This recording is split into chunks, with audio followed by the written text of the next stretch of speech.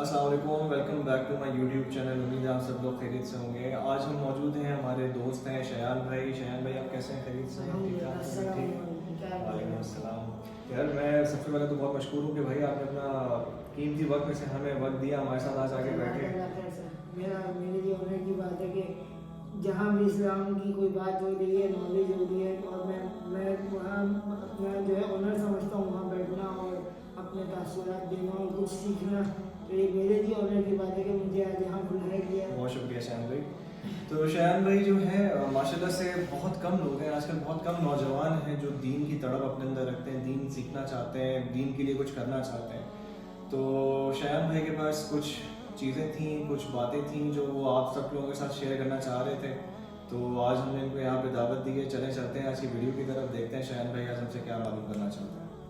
असल में तासुरात तो नहीं कहूँगा, कुछ सवालात थे मैंने हाथ भाई और साथ भाई की वीडियो जो देखी थी उससे रिलेटेडली मेरे सवालात ये होते थे कि जो सबसे बड़ा मसला इस वक्त पाकिस्तान में है फ़िरक़ावारियत का, जिसने हमें डिवाइड किया हुआ है फ़िरक़ों में, और जिस वजह से मसले सॉल्व की तरफ नहीं जा रहे पाकिस्तान में, क्योंकि हमारे दीनी हज़र एक प्लेटफॉर्म पे जमा ही नहीं हो रहे। तो एंटीडोट मुझे इसका चाहिए था हर भाई से, क्योंकि हमारे माशाल्लाह से बहुत अच्छे डॉक्टर हैं और इल्म रखते हैं दीन का भी। तो बस मुझे यही जानना था कि हम किस तरीके से इस फ़िरक़ावारियत को ख़त्म कर सकते हैं और उसका एंटीडोट हम दे सकते हैं हम आपको। अस्सलाम वालेकुम। नहमदुहु व नसल्ली अला रसूलिल करीम, अम्मा बाद फ़अऊज़ु बिल्लाहि मिनश शैतानिर रजीम, बिस्मिल्लाहिर रहमानिर रहीम। आज शयान भाई हमारे साथ दरमियान मौजूद हैं, one of my favourite person. जैसे साहब ने तारुफ़ कराया था कि दीन की तड़प रखने वाला नौजवान, दीन की फ़िक्र करने वाला नौजवान, आजकल के नौजवान में ये चीज़ जो है बहुत कम है, बहुत मादूम हो गई है कि मादा परस्ती की सोच से निकलकर दीन की रूहानी फ़िक्र की तरफ तवज्जो दें। तो शयान भाई हमारे उन लोगों में से हैं और मुझे ज़ाती तौर पे बहुत पसंद है। सवाल इनका जो है बड़ा टेक्निकली बड़ा स्ट्रॉन्ग सवाल है मौजूदा दौर के हवाले से कि पाकिस्तान को अगर केस स्टडी के तौर पे लें तो फ़िरक़ावारियत का जो मामला पाकिस्तान के अंदर है वो इतना ज़्यादा कैसे बढ़ा, क्यों बढ़ा, और फिर उसका एंटीडोट क्या है, इसका सद्देबाब क्या है, और ये हमें एक उम्मत बनने से रोक रहा है। इनके नज़दीक ये मामला ऐसा है कि वो हम लोग मुत्तहिद नहीं पा रहे और ये उम्मत बनने से हमें रोक रहा है। देखिए शयान भाई, इसका जवाब कुछ इस तरीके से है कि ये ताना जो आपने एक सवाल में बनता है, जो अमूमन दिया जाता है मज़हब पसंदों को या मजहबी लोगों को, ये ताना कोई नया नहीं है। ये ताना पाकिस्तान बनने के शुरू से ही है।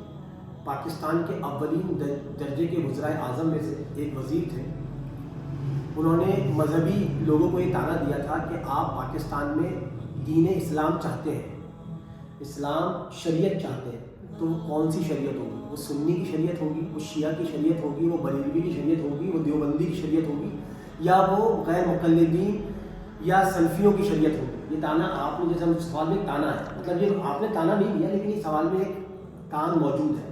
वो टॉन्ट जो है ये पहली दफ़ा नहीं, ये शुरू पाकिस्तान के अव्वलीन दौर में भी दिया जा चुका है। तो उसका जवाब अल्हम्दुलिल्लाह सुम्मा अल्हम्दुलिल्लाह करारदाद मकासद ऑब्जेक्टिव रेजोल्यूशन की सूरत में 1948-49 के अंदर हमारे तमाम मकातब फ़िक्र के जो उलमा इकराम हैं उन्होंने ऑब्जेक्टिव रेजोल्यूशन पेश करके दिया था।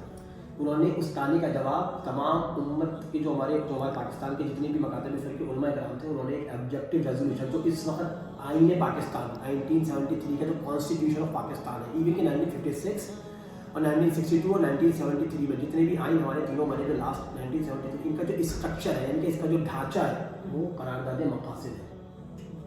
तो वो करारदाद मकासद की शुरू की दो जो शक़ें दिफात हैं वो क्या है? हाकमियत आला या इक़्तिदार आला वो अल्लाह ताला की ज़ात है। जबकि आप ये देखते हैं कि दुनिया के अंदर डेमोक्रेसी के अंदर जो इक़्तिदार आला होता है वो आवाम होती है, लेकिन पाकिस्तान के अंदर अल्हम्दुलिल्लाह आइन के अंदर है कि इक़्तिदार आला अल्लाह ताला की ज़ात है। और इसके दूसरी जो शिक है कि कोई भी कानून, कोई भी लॉ ऐसा नहीं बनेगा जो कुरान और सुन्नत के अगेंस्ट। ये तो हो गया जो उस बात का जवाब कि हम लोग मुत्तहिद, जब मुत्तहिद होने पर आएंगे तो वहाँ मुत्तहिद भी हो गए थे, और उसके अलावा भी बहुत सारी एग्जाम्पल मौजूद है जब हम लोग मुत्तहिद हुए थे। अब दूसरी बात पे आ जाते हैं कि ये फ़िरक़ावारियत शुरू क्यों हुई। पहले तो समझना पड़ेगा कि फ़िरक़ा और फ़िक़ह में क्या फ़र्क है। ہم جسے فرقہ بول رہے ہیں کہیں وہ ہمارا فقہی اختلاف تو نہیں، یا فقہی معاملات میں تھوڑا عمل پیرا ہونے کا معاملہ تو نہیں، وہ فروعات کو ہم نے اصل معاملہ تو نہیں سمجھ لیا.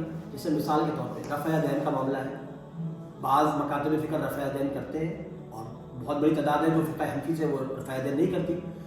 فرقہ اور فرقہ میں فرق سمجھنا ہے.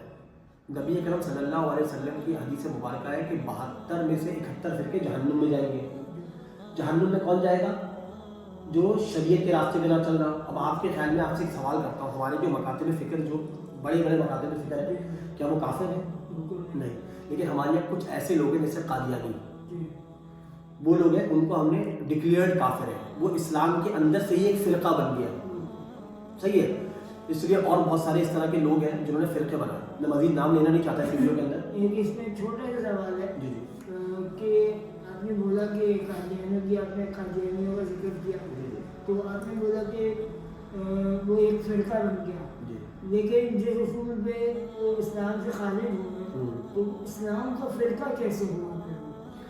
دیکھیے بات فرقہ، اچھا پہلے فرقے کی ڈیفینیشن کیا ہے آپ کے نزدیک؟ فرقے کی ڈیفینیشن آپ کی یہ ہے کہ جو لوگ فروعات، فرو مطلب کسی ایسے معاملے پر جس سے کہ دین کے احکامات یا دین کے ستون کے اوپر یا عقیدے کے اوپر چوٹ نہ آ رہی ہو یا اسے عقیدہ خطرے میں نہ پڑ رہا ہو، اسے فرقہ کہتے ہیں، اسے فرو کہتے ہیں. ایسا معاملہ جو صرف ایسے فروعی معاملات ہوتے ہیں، جیسے میں آپ کو رفع دین کی مثال دی. ایسا نہیں کہ جو رفع دین نہیں کرتا وہ کافر ہو گیا، ایسا نہیں ہے. جو رفع دین کرتے ہیں وہ کافر ہوگا، ایسا نہیں ہے. احادیث سے دلیل ہوتی ہے، اس کا ایک پورا علم ہے کہ نبی اکرم صلی اللہ علیہ وسلم سے سنا حضرت علی نے، حضرت علی سے سنا عبداللہ ابن مسعود نے. اسی طرح روایت کرتے کرتے امام ابو حنیفہ تک آیا اور انہوں نے ایک فقہ مرتب کی پوری سن کے. تو فقہ جو ہے پوری دنیا میں رائج ہے، فقہ حنفی. اس کے علاوہ اور بہت سارے فقہ کے امام ہیں. امام شافعی ہے، امام حنبل ہے، امام مالک ہے، امام یوسف ہے، امام شیبانی ہے، امام محمد ہے. ایسے بہت سارے فقی گزرے. امام ابن تیمیہ ہے. ایسے بہت سارے فقی گزرے. لیکن دنیا میں جو مروجہ فقہ ہے وہ امام ابو حنیفہ کی سب سے زیادہ ہے. اس کے بعد امام شافعی، امام مالک اور امام حنبل کی ہے. تو یہ فقے ہیں، یہ فرقے نہیں ہوں گے. آپ کسی بھی امام کو فالو کرتے ہیں تو آپ سیدھا جنت کا راستہ اپناتے ہیں، آپ شریعت کا راستہ اپناتے ہیں. ایسا نہیں ہے کہ نعوذ باللہ کہ ہمارے بریلوی کوئی جو ہے وہ شریعت سے ہٹے ہوئے ہیں، یا دیوبندی ہمارے حضرات بھائی جو ہے وہ شریعت سے ہٹے ہوئے ہیں، یا ہمارے شیعہ حضرات جو ہے وہ دین سے ہٹے ہوئے ہیں یا کافر ہیں، نعوذ باللہ. اسی طرح کے معاملات. اب آپ ہو سکتا ہے، امید ہے کہ آپ کو جواب ملے. ابھی آپ کی میں نے گفتگو سنی. شایان بھائی نے کافی اچھے آپ سے سوالات کیے. مجھے آپ سے یہ معلوم کرنا ہے، میرے دماغ میں بلکہ یہ سوال ہے کہ پاکستان بطور امت دنیا میں اس کا کوئی اثر ڈال سکتا ہے، اور اگر ڈال سکتا ہے تو کس طرح سے ڈال سکتا ہے؟ پاکستان جو ہے وہ گلوبلی بطور امت امپیکٹ یقیناً بہت زبردست ڈال سکتا ہے، کیونکہ سب سے پہلے تو پاکستانی عوام کا پوٹینشیل دیکھنا پڑے گا. پاکستان کے ارلی ایجز میں دیکھا جائے تو پاکستانی عوام نے اور پاکستانی حکومت نے جرمنی جیسے ممالک کی مدد کی ہے، پیسے سے بھی اور مین پاور سے بھی. تو اس کا مطلب پوٹینشیل تو ہمارے اندر موجود ہے. 1960s کے اندر PIA جو ہے پاکستان کی نمبر 1، دنیا کی نمبر 1 ایئر لائن ہوا کرتی تھی.